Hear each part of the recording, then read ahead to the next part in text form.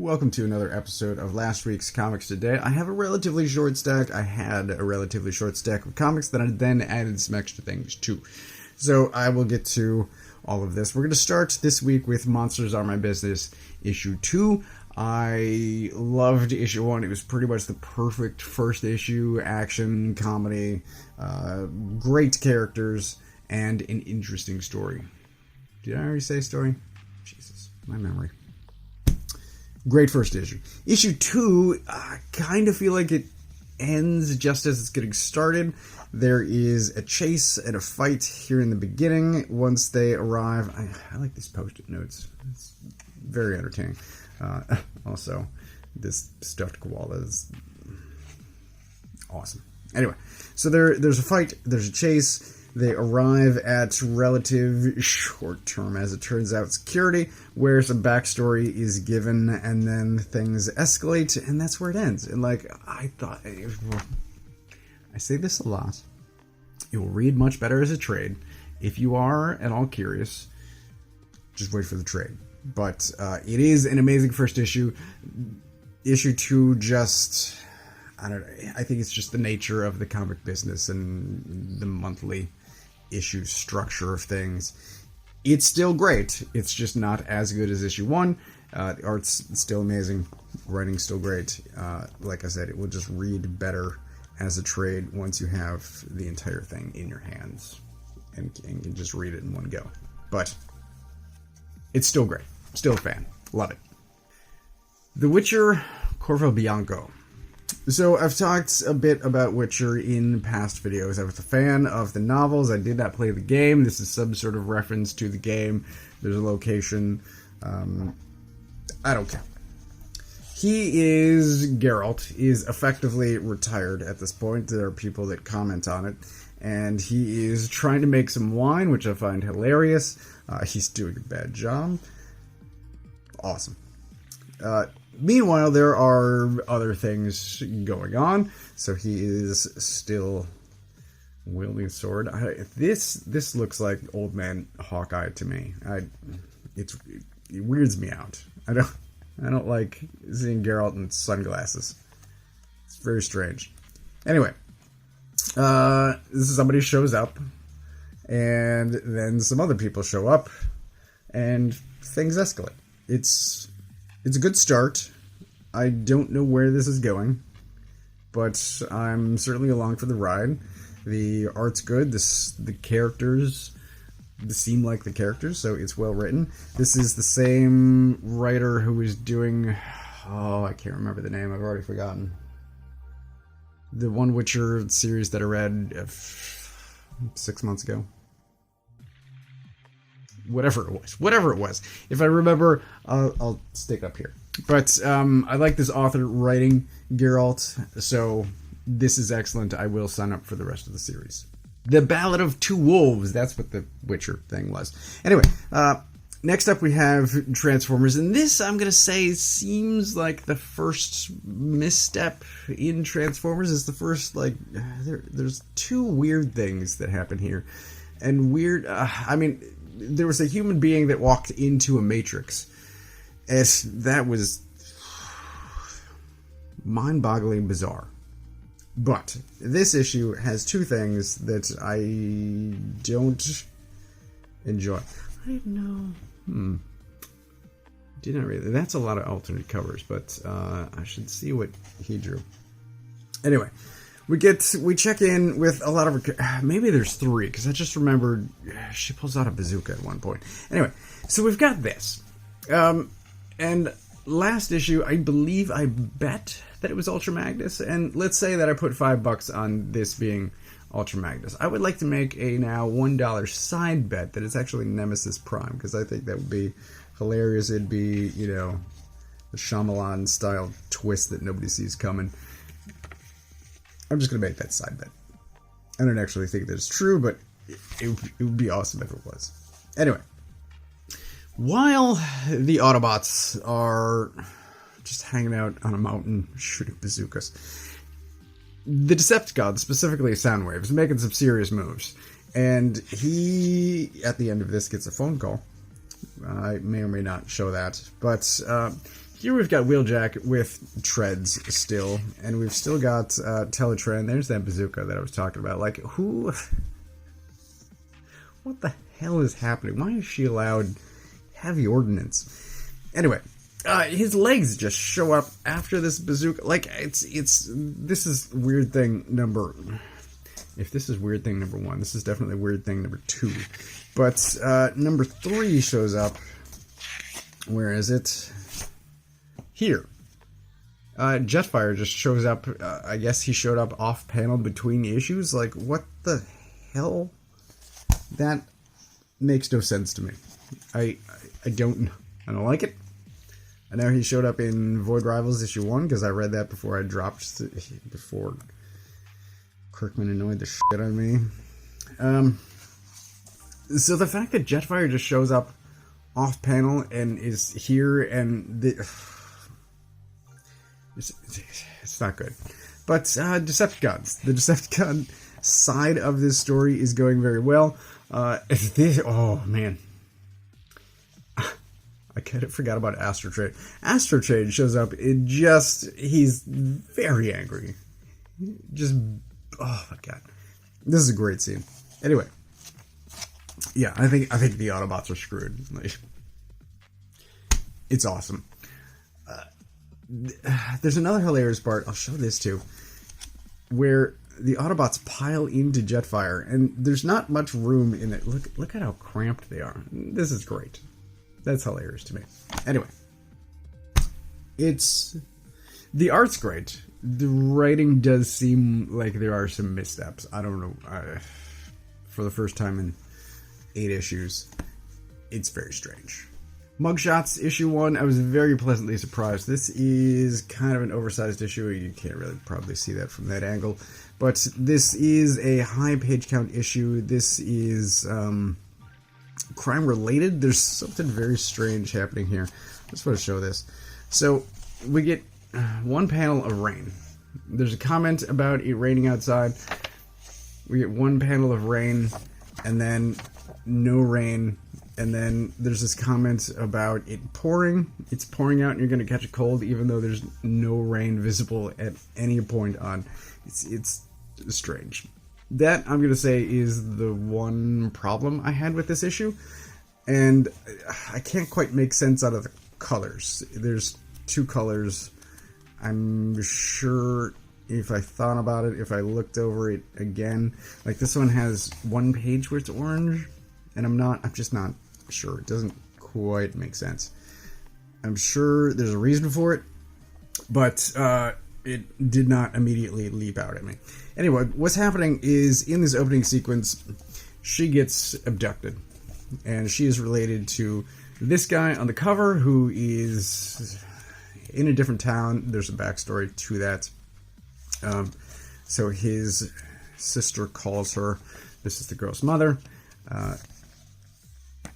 meaning she's his niece. I could have said all of that better. But, so he comes back to town in order to help deal with it. There's animosity between these two. Like, there's a lot happening here, and it's very well written. The art is fantastic. Some great visual gags too. Like, it's very well done. I'm very pleasantly surprised by this. I will be signing up for the whole series. This was excellent. Highly recommended. It's crime fiction, if that's what you're into. It's great. Sacrificers issue 8. What do I say? It's excellent. What I didn't realize, there's a very specific moment in this. So Pigeon, one of our leads from the beginning, is returning home after the events of the end of the first arc. He's returning home, and what I didn't realize, and I think I'm right in this, is that the village near his town is the one that was hit by the wave in the last issue, the massive wave. So everything is destroyed. He comes home, everyone is mad at him. They're like, you were supposed to be a sacrifice, you brought this on, and he just gets yelled at for most of this issue until there's this amazing page turn reveal. There's this axe. right? And he is going to sacrifice himself again. There's his head, literally on a block. Axe goes up.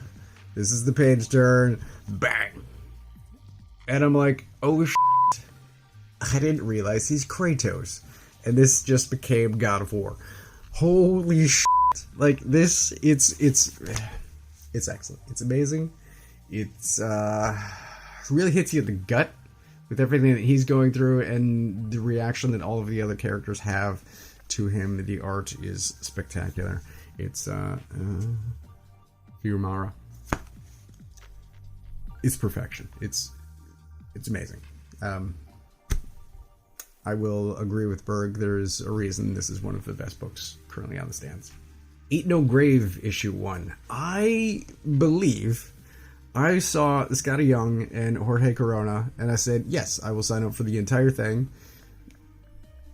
And I never read the solicitation text. I didn't actually know what this is about until I started reading it. I'm going to say page 1. This is a great page 1. Just denial. Perfect. That definitely sets the tone.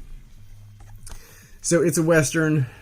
She is coughing up blood. We'll get to that.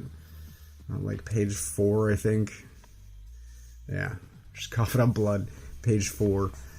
She decides to leave this man and her child. They are displeased. There's an emotional scene with that. But she has a mission that she's going to go on, and most of this issue we don't actually know what that is.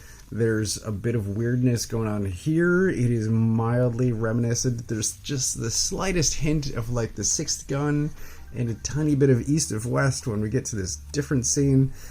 There's weird, cool stuff going on. The art is gorgeous. The writing is fantastic. Just look at that. This, I think, is where the East of West stuff comes from. Like these two trees out in this completely flat land. But it's excellent. I have an idea of where it's going now, but I didn't at the outset, and I'm glad I went into this blind. It's fantastic. It's highly recommended. It might be pick of the week. I don't know, but definitely recommended. I don't want to get too long-winded. I definitely could, but I worked Free Comic Book Day last week, and I thought I could maybe pick up a couple of extra books, and I wound up just pushing everything as much as I could, get it out the door, and I didn't wind up with some of the things that I wanted to check out, like Popeye, but whatever. I did get an issue of Hellboy, which I had heard was fantastic, and I will agree, and like some others, I didn't even read the Stranger Things story that's on the back half of this. But the Hellboy portion is amazing. If you can track this down, I definitely recommend it. It will eventually, I'm sure, be collected into one of those random Hellboy collections of shorts that aren't a miniseries. But the art's amazing. The story is fantastic. And it's, like so many other things, highly recommended. There are references to things in his future, our past, and it's just wonderful to see. It's absolutely amazing. Loved it. For a short, it packs a heavy punch. Get Fury actually came out last week. I wasn't sure about it at the time, and I grabbed it this week after hearing good things. This may come as a surprise, may seem obvious to other people, but I have never read any of the Garth Ennis Punisher stuff. Some of that is because of the age in which it came out, and just my natural disinclination towards comics of certain decades. But after reading this, I definitely want to get, because I had Welcome Back Frank. I think there was a reprint of it within the last couple of years, and I thought about it, and I ultimately didn't get it, and now I want it, because god damn, this is good. This is fantastic. There's also this creepy guy who looks very nice, right? And then you start reading the words here, and you're like, oh no. So there's this framing device, which is really only here at the beginning. I'm sure it will come up again later, but it sort of sets up some teases for things to come, and it's great. It's a fantastic way to start. This sequence here was the preview pages that were released, and sometimes if I've already read the preview pages, I will skip that when I get to the issue itself. And because this was so entertaining, I reread the whole thing, and it's still great. It's about these two poor guys trying to get this guy's dog, and it's absolute perfection. It's amazing. Anyway, most of this issue happens, and Jason Burrows I know as the guy who was drawing rather violent Avatar stuff many years ago, and at the very end of this, he gets to draw some disgusting things like this. Oh god. So this is good enough that I now want to go buy some more Garth Ennis Punisher stuff. Holy cow, this is amazing. This is great. Loved it. The Last Mermaid issue 1. This actually came out a couple of months ago. I saw someone walking around the shop holding issue 1 during that Free Comic Book Day last weekend. And I said, have you read it? Is it good? And he goes, I don't know. I haven't read it yet, but it looks great. And I asked if there were any more copies on the rack, and he said yes. So last Wednesday, I don't know why I didn't grab it at the time, but when I was at the shop this week, I grabbed it, and it's kind of a mostly silent issue. There's this mermaid inside of a mech suit, and she's got this little guy along with her who nibbles her face to wake her up. It's weird. It's fine. Whatever. She is dying. Her suit is running out of fresh water. There's this toxicity meter. So it's a post-apocalyptic mermaid mech suit trying to find... there's something weird. Okay, I see it now.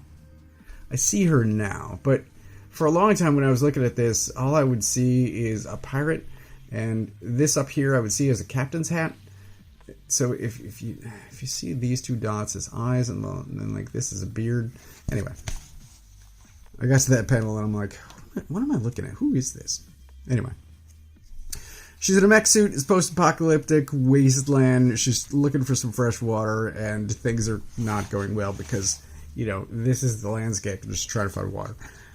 As far as backstory, there's nothing here. It's interesting. It's beautiful to look at, but there's not much else. I don't know if he has issue 2. I might have to request issue 2 because now I kind of want to see where the story goes. But yeah, it's this right there. I mean, I see it now, but at the time it looked like a pirate with a beard.